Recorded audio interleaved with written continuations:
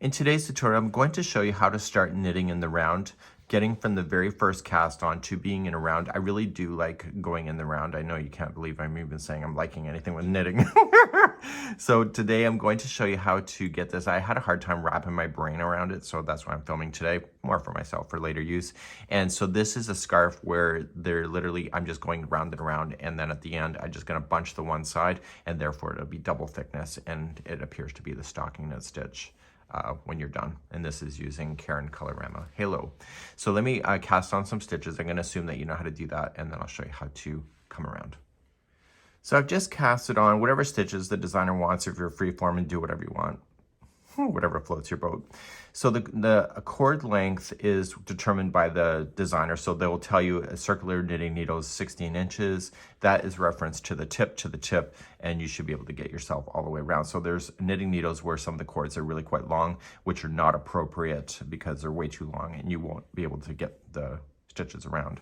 So what I need to do is that when I finish casting on, I came over here. So I want to flip the whole project upside down. I also want to make sure that the center is facing each other like a horseshoe. Okay, so there's no weird twisting, and just flip your knitting upside down. The next thing I need to do is that if the designer is asking you to count the rounds, what they may want you to do is insert a stitch marker, and all it is the round circle, and it's just on the needle itself. So it's not part of the project itself, just part of the needle in order to count the rounds. You can also, if you're lazy like me, see this tail end. I can also count basically following the stitch work up if I leave that intact. So that's a question that you can have. So let's begin, and you're going to just move this closer to the tip. And even if there's a bit of extra space here, you can stretch and bring it closer to the tips.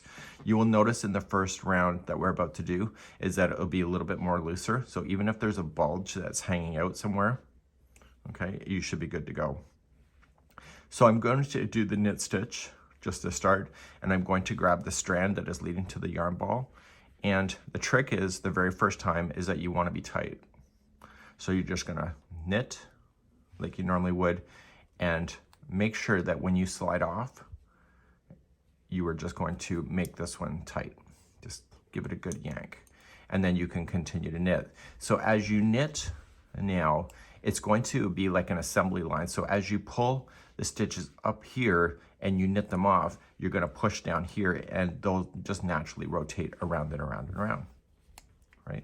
It's just a manual way of doing, like an Addi Machine or something, you know, those automatic knitting machines where they go in the circles, but instead of the machine, it's your hands that is literally pushing the stitches around in a circle.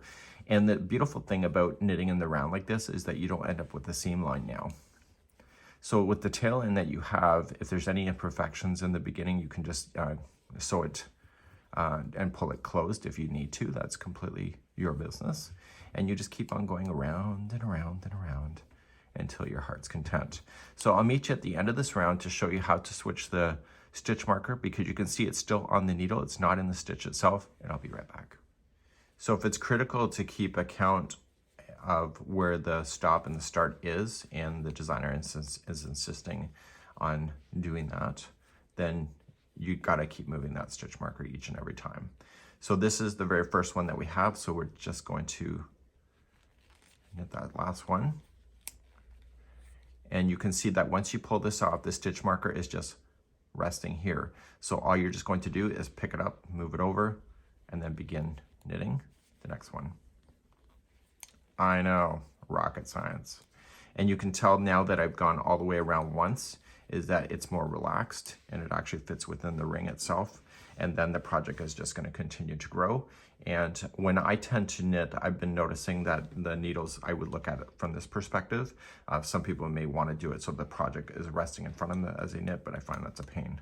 So I kinda knit so that the project is kinda behind, and I keep rotating as I knit like that. Hopefully this information helps, and we hope to see you again real soon.